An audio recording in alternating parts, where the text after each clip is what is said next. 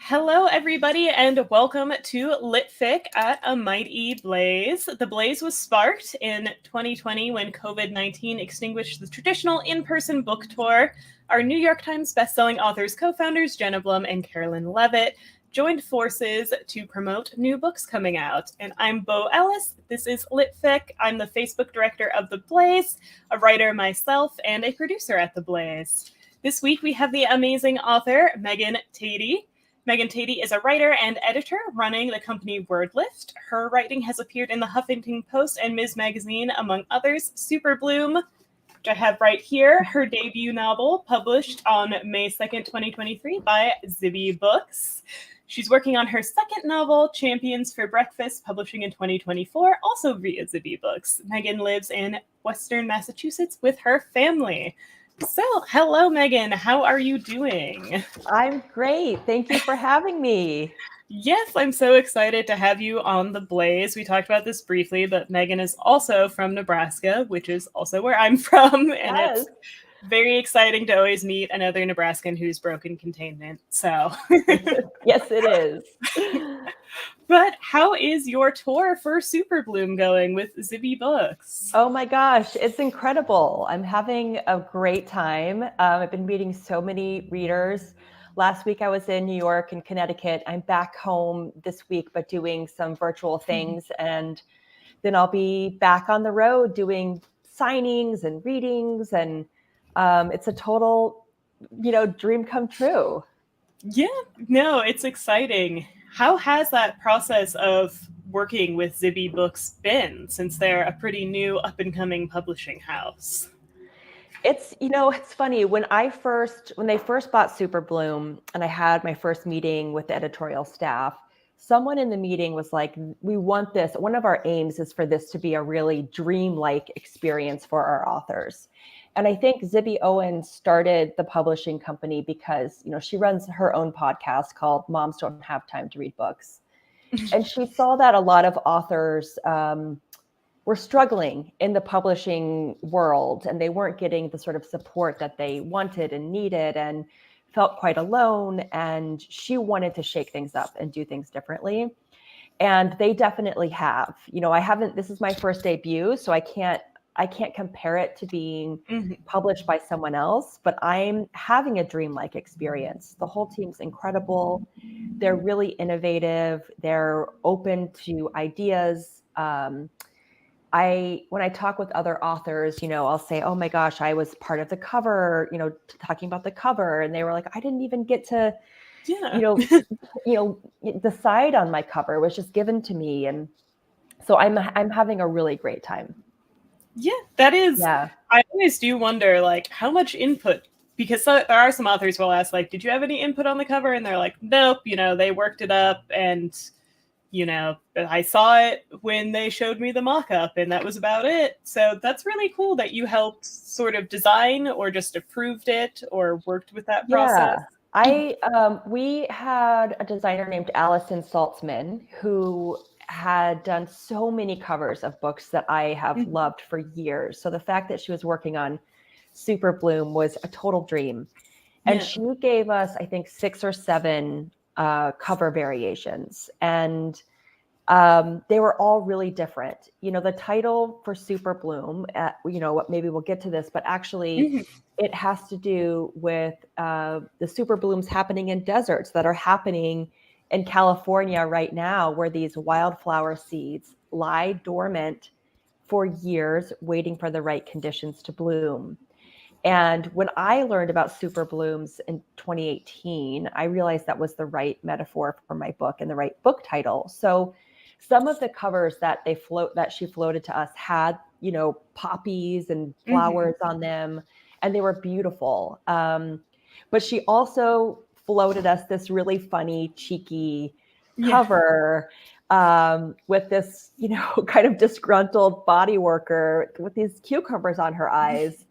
And we just knew that it had the comedic, sort of vibe that the book has. And that there could be some fun branding. You know, there's been a lot of, they've sent these little cucumber eyes to bookstagrammers and people reading it, and people are, you know, posting pictures like the cover.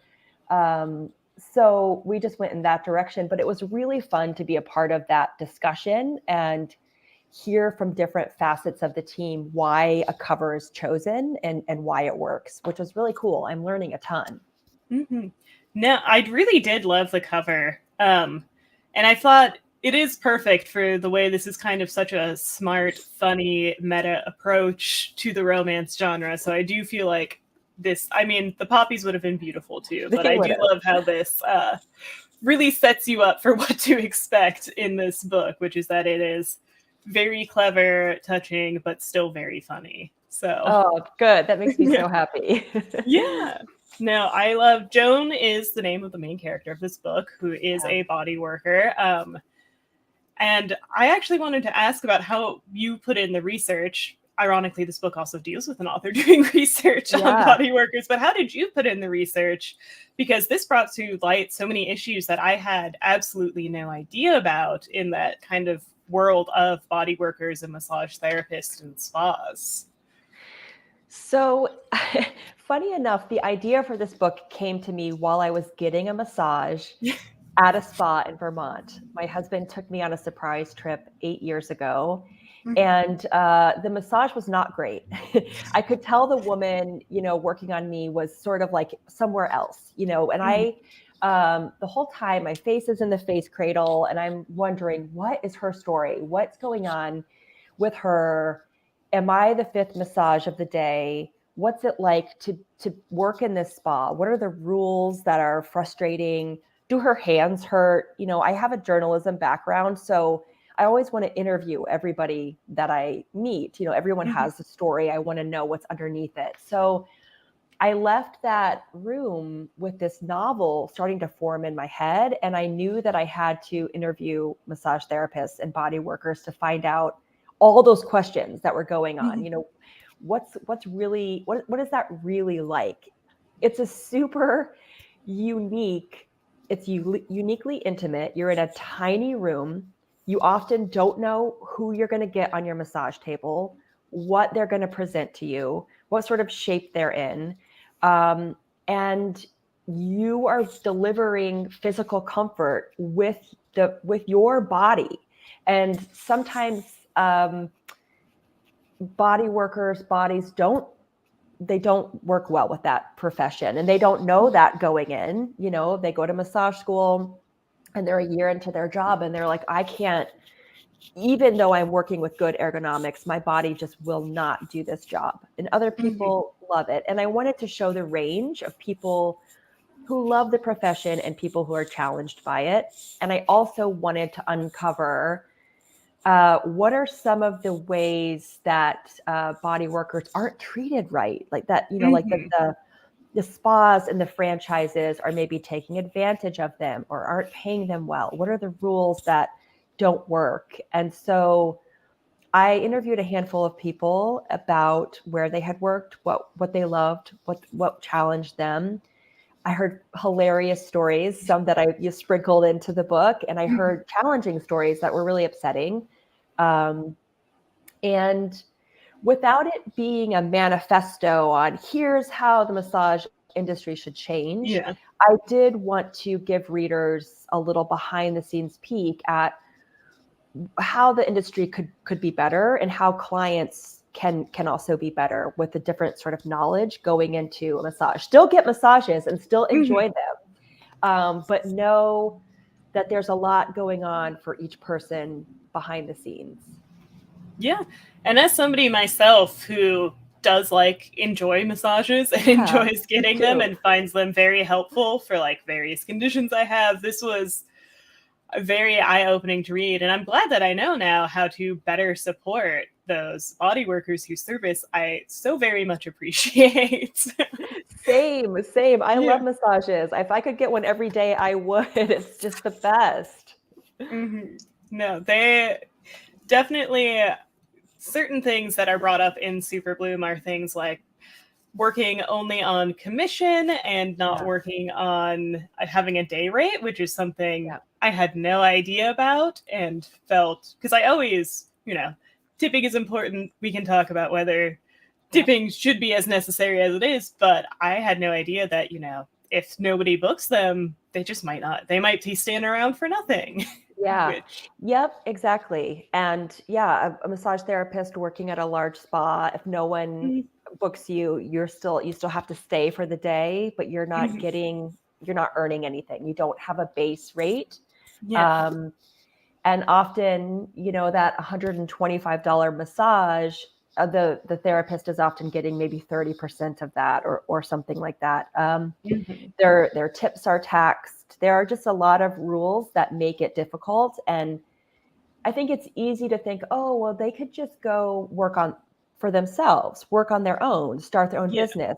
And it's much more challenging, as I show in the book, than you think it is. There's just a lot of things you have to have lined up in order to make that happen. And it's hard to be successful. Some people do. And I think the tricky part with this profession is that it's limited by your body's ability. There's only so many massages that you can give in a day. So your earning potential is limited. And sometimes this profession really affords people a really incredible lifestyle, or allows them to do that work while they're a writer, while they're an actor, while they're something else, which is incredible. But, some massage therapists are working at these franchises, that, man, sometimes they're earning several dollars a massage because somebody comes in with a Groupon and that money gets taken off of their rate. So this all sounds like a downer. The book is funny, and it does have a lighthearted tone around some of this, but it is, I learned a lot as I researched. No, and I can't stress how clever and witty the book is. So you learn about all this, but I personally never felt like the book was preaching to me. I felt like it was just realistically presenting the situation that this character found herself in, and this is what she's dealing with in part of her life. And it just felt like it was also very eye-opening to me, so I appreciated that.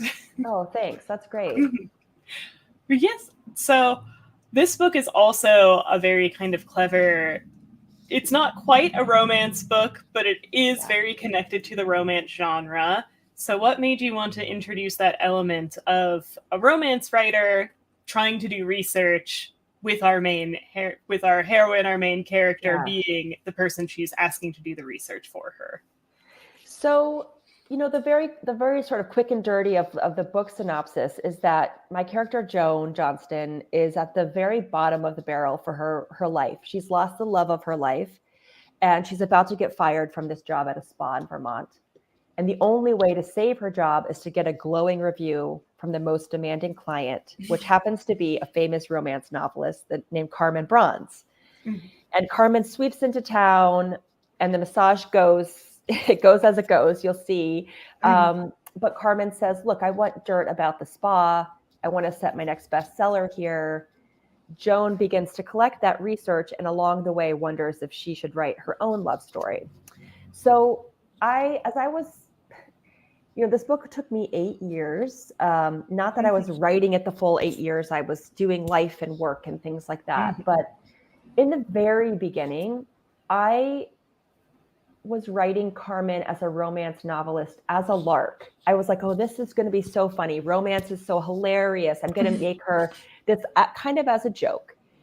And it'd been years since I'd read romance. And I decided that I should really read it and steep myself in that world before I kind of crafted this character, and before I had my own character start to write in the genre. And man, I got such an education. The books I read were incredible. They were much more feminist than I remembered reading when I was younger. There's so much innovation happening. There's just, I saw why this genre calls to people so much, why it props up all of publishing. And I got a whole new respect for it and how hard it is to do it well. I started listening to romance authors on podcasts talk about the craft and what they were doing and the tropes and the romance beats and the stories and why those were important and what they serve. And I had to really shift my thinking around this character and create her as a character who's really she's eccentric and she's domineering and a little scary, but also I had a lot of respect for her and the genre. And I knew that Joan, she's lost her love at the very beginning of their courtship. And no one knows their story. And part of her grief is that her story isn't recognized. Yeah. So this chance that she realizes she has to write her love story, but fictionalize it through the kind of romance genre, it transforms her and it kind of breathes new life into her and it helps her overcome her grief. And she kind of goes on this really fascinating, fun journey. And I don't think a different genre of writing could have done that for her in the same way. So that's kind of, and I it's a story. There's a novel within a novel. It's a nested story. So you get to read what Joan begins to write. And that was really fun to create. Took me a while to stumble upon that that's what I needed to do. But that's how that kind of came together. It was interesting to me reading the parts that were Joan's writing and seeing how it was different from the rest of the book, which is your writing. Yeah. So I thought I liked that you really made it distinct. Like, this is how Joan writes versus this is how me, the author, Megan, actually writes. I had a writing group, or I have a writing group that at first I just was explaining to the reader what Joan was writing. And I didn't show it. I didn't write those pieces. And my writing group was like, this is boring. We don't like these pages. It's not working. And, they were like, we want you to show us what Joan is writing. Actually write it. And I was years into this novel and I was so bummed by this feedback. It's like, no, that's the last thing I want to do is try to write this story that Joan is writing, and I went back to the page and I started to dabble because I knew when you write a story within a story, you're up against a few things. Not only are you trying to hook a reader with your book, but then you're trying to hook a reader kind of halfway through with different characters and a different book. And that's really hard. I knew I had to sort of subtly shift the tone of that to show that it's Joan's writing, that it's more in a romance genre. I knew that there were beats of a romance book I would try to hit, but wouldn't be able to hit them all. And yet, as I started writing it, I realized I didn't have to, there's only a few of those chapters. I didn't have to do a ton. It was really a really important tool because it allowed me to take backstory about Joan's dead boyfriend, Samuel, and give it to a fictional character who's very much alive without kind of bumming the reader out, reading chapter after chapter of a character who's died, who's died. And I don't enjoy that in books I read where you already know someone has died, but you're invested in that person and it's hard. So it was really important change. And if you're an emerging or aspiring writer out there, writing groups are so key. They really have helped me, that sort of support, that feedback. Also being able to give feedback on someone else's manuscript and learn how to articulate what's working and what's not working in someone's draft is really important. So I highly recommend doing that.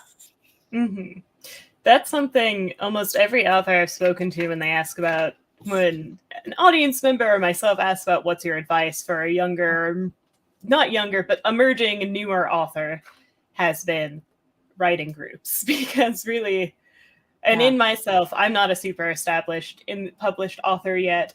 either, but I do find that writing groups and having people give feedback, it also inspires you to write more. You know, if you have that support, it's hard to write on your own. It really is. And I know that just saying like, oh, just like go form a writing group. It's like, who, like, where are these people?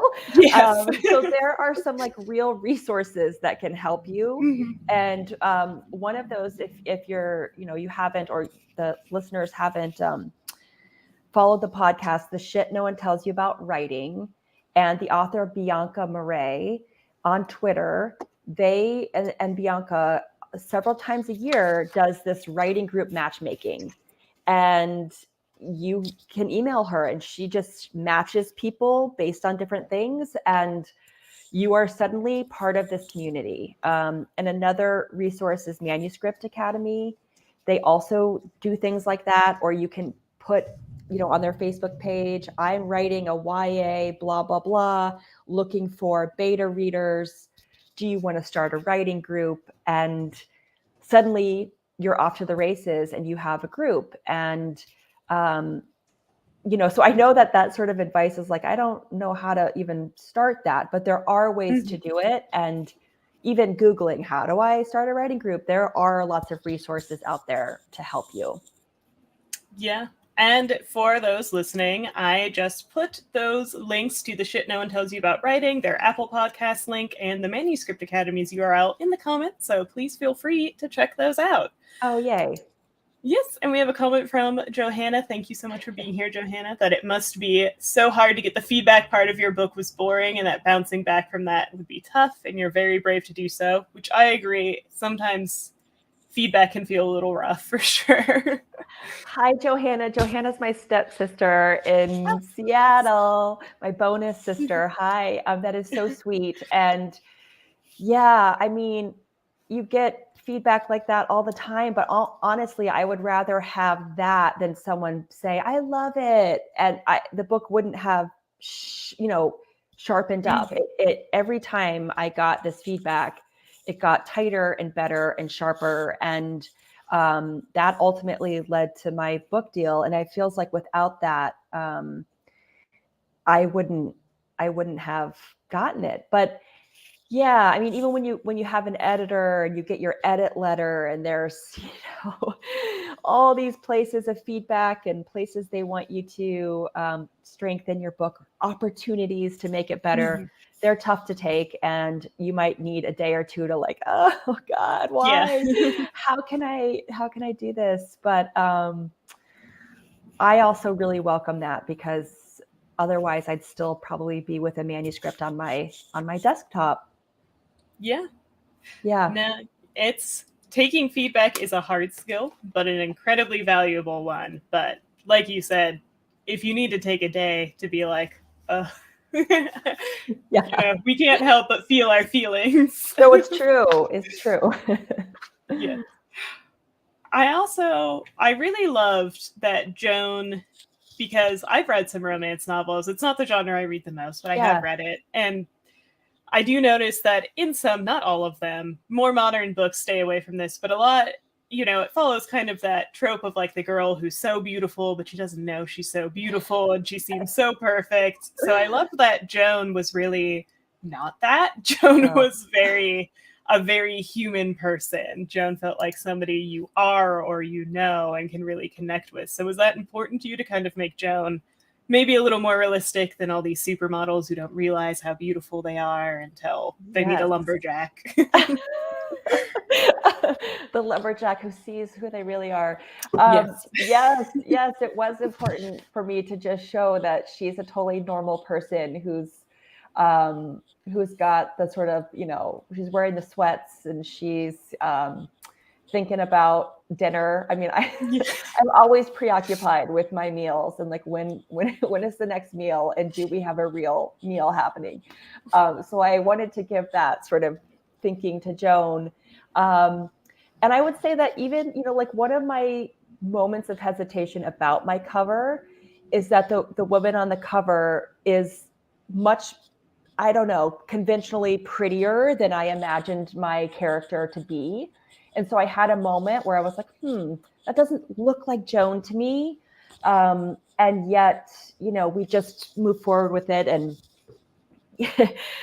she's just a, you know, an embodiment of who Joan really is. But yeah, I wanted her to be just a normal person who is sometimes in her sweats and has her ups and downs. And, you know, one of the things that I had to really work on thinking about feedback early on, I had feedback that she just wasn't likable.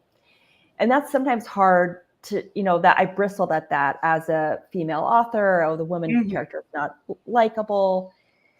But as I began to hear that more and more, I had to pay attention to it. And I realized in my opening chapters that I needed to tweak it just a little bit so that yes, she's grumpy. Yes, she's having these comments, you know, underneath the surface. And yes, you're meeting her at the worst time in her life. And yet there are some changes that I made that allow the reader to see that she's not always like that. And she wasn't always like that. She has a tenderness underneath, and she has a place in her that she kind of wants to get back to. So the reader knows that they're not going to be on this journey with someone who's grumpy the whole time. And that was, I think, an important change.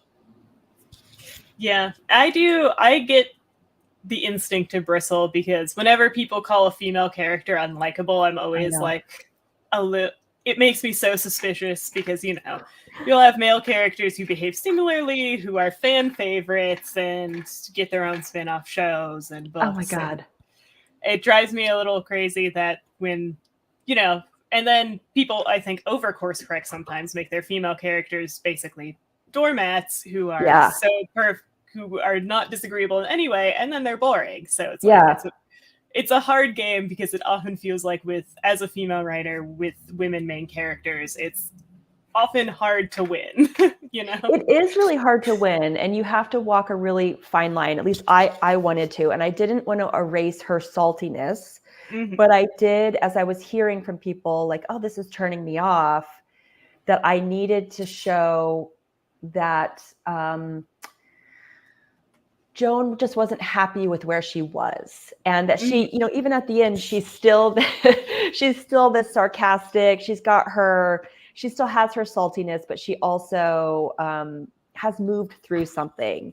And yeah, man, it's a tough line to walk. And when I hear that comment too, I sort of bristle, but I also was like, okay, how can we change this without losing her completely? Yeah. And I really appreciated Joan's saltiness, and I think it's also really great to see a woman who's like, you know, I'm in my 30s, I'm not happy with my career. Yeah. I am so deep in grief that I can't imagine being happy with a romantic life, struggling with all your friendships, because that's a very real place, I think, for a lot of people. So it was really great for me to read that, and I think it's such an important thing to show women struggling with those choices. So I feel like we don't always get women on those journeys where it feels like, and even myself in my late 20s feel this pressure of, it's like, oh, well, when are you going to like be a mother and then give up on everything else? Yeah, I know. Oh God, those questions, they come all the time, especially as you get older. And I think we're expected to have a bunch of things figured out. And, you know, for me, I didn't turn to fiction writing until my mid-30s. And I had been writing. I had my own writing and editing business. I've been a journalist. I've worked at nonprofits. But I didn't see myself in fiction. And I was reading a lot of literary fiction, great stuff. I didn't see my voice in it.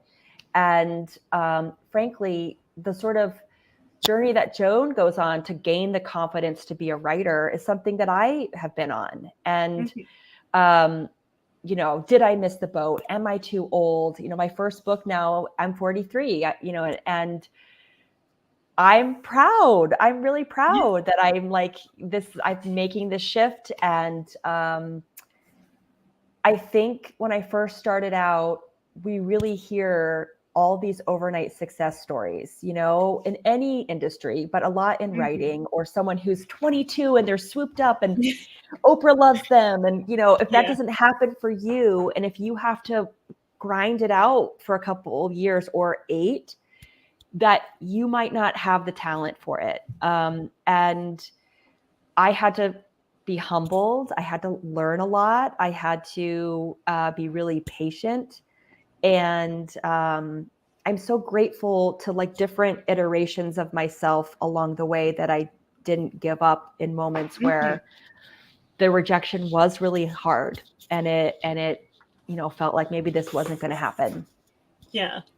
And no, I'm grateful to your past self for also not giving up, because I really enjoyed reading this. So I'm glad that I have it here today. But I think the worrying about being too old or not talented, because we as a culture focus so much on, like you said, they're 22 and now they've published 6 books and they're a bestseller, and it's lovely for those people. So I'm happy for them, but most of us just aren't those people. And I think as women as well, the fear of like, oh, you're too old now to have this career is such a real thing. And I loved seeing that reflected with Joan. And maybe it's because I could connect so much with a character like that, who's also, I'm a pretty sarcastic, sassy person myself. So maybe I'd be an unlikable main character. But same. But I love seeing women like that in fiction. I love seeing them represented. Well, that's awesome. And I will say that I think even writing humor has been a journey as a woman, and kind of deciding that, you know what, I'm funny and I'm going to be funny on the page. And that's been a journey. And I have very distinct memories of being in grade school and having funny quips in my mind and not saying them, and allowing the boys to answer, and feeling like being funny as a woman and as a girl made me less desirable to men and boys, and that we were kind of trained to not do that. And the examples I was seeing around me, I kind of tamped that down. And so to sort of kind of grab a hold of that through this book and say, actually, I'm gonna not only try to be funny, but there are moments of slapstick and very, you know, like I really wanted to put that out there. And I love writing humor and comedy, and that's been a journey too as a woman. Yeah, I think that is also a very, very real thing where and women who just get assumed that they're less funny just naturally, which drives me so crazy. Even though I think a lot of the funniest people I know have been women, but we just don't acknowledge that as much as we should. It's true. But I did also want to ask, I saw you are already working on your next novel, Champions for Breakfast. Can you share anything about that, or how far along you are? Yes, I'm so excited. I've already sold my next book to Zibby Books. It's called Champions for Breakfast. I'm almost done with my draft to send to my editor in a few weeks. And it's a totally different story, same humor and heart. And it's about an estranged mom and daughter who were alpine ski racing champions. Mom was an Olympian. Daughter was about to be an Olympian, but went to art school instead, causes a rift. They end up in a Swiss village, and they get socked in when an avalanche blocks the road. And the only place to stay is a youth hostel with bunk beds, and they have to work their stuff out. So I'm almost there. I was just working on it this morning, writing a ridiculously funny, I hope, scene about a nightclub in the basement of the hostel. I don't know if you've ever stayed. I have very distinct memories of being in like European hostels where there's a disco in the basement, and it's so loud, and why is it there? But you go down and no one's in it but the DJ. So I'm crafting that scene today, which is a lot of fun. And that should be out. We're still playing with the dates, but either fall 2024 or spring 2025. Yeah. And this is a really lovely, sweet comment from Johanna. So I love reading that. That's so sweet. Thank you, Johanna. Yes, but even in this interview, you're clearly a very funny, clever, personable person. So I am sure your next book will be equally as funny. And we're getting to the end of our interview, but what are you doing next on your tour, and where can people follow you? Oh gosh. So tonight I have a virtual Zibby Books book club Zoom chat. And then this coming Sunday, I will be in Pittsfield, Massachusetts, signing books at the Barnes & Noble. And then I have just a bunch of tour dates on my website, megantady.com. Yep, there it is. I'll be in Vermont, in Boston, the Hamptons, Rhode Island, and LA, Colorado Springs. So I'll be bopping around this summer, and I would love to meet people. Yes. And for a final question, I always like asking this. Is there anything that I didn't ask that you wanted to talk about? Oh, gosh. That's a great question. I would say one of the things that I think people who are writers and emerging writers forget about is that writing a book takes just a lot of thinking, just like time away from your computer thinking. And I do a lot of that for myself. I walk my dog every day. I hike. And if I can turn off my podcast, turn off the music, and just think and allow those ideas to sort of bubble up, that's part of the process. That's part of the work and part of the writing. So allowing yourself that space is really important, because your brain, your subconscious, is doing a ton of work when you're quiet. So that's just another little tip. No, that is an amazing and very good tip for sure, because it does require a lot of thinking.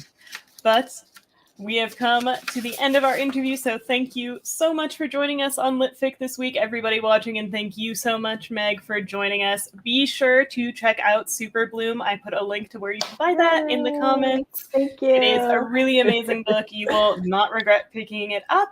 And remember to like, follow, and subscribe for more blazing goodness and to meet more amazing authors like Meg.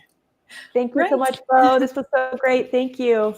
Yes, thank you. See you, everyone.